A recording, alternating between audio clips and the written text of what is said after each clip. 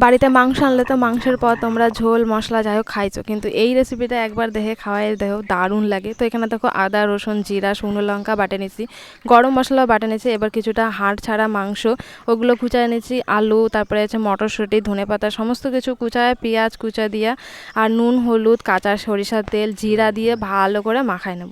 এবার একটা কলা পাতায় কিছুটা সর্ষের তেল দিয়ে যেই মাংসটা মাখায় রাখছিলাম সেটা ঢালে দিয়ে এবার কড়াইতে কিছুটা কলা পাতা দিয়ে তার উপরে ওই যে মিশ্রণটা রাখছিলাম সেটা দিয়ে এবার একটু ঢাকে দেবো একটা কলা পাতা দিয়ে। এবার হালকা ধিমি আছে হইতে লাগবে যাতে এপিট এপিট দুপিটই হয় কিন্তু তার মধ্যে পুড়ে না যায়। আর এই মাংসের পুরা এই রেসিপিটা অনেকটা মাংসের পুরা পোড়া গন্ধের মতো লাগে। এবার ওই পিঠটা হয়ে গেলে এই পিঠটা হয়ে দেবো। তো দেখো কি দারুণ সুন্দর পুড়ছে না, একেবারে দারুণ লাগতেছে আর এর গন্ধ তো মানে মারাত্মক লেভেলের। এবার নামাই নিয়ে গরম গরম ভাতের সাথে ও সেই লাগে, দারুণ লাগে। তো আমার রেসিপিটা কেমন লাগলো জানাও, দেখাইতেছে অন্য কোনো রেসিপিতে। টাটা।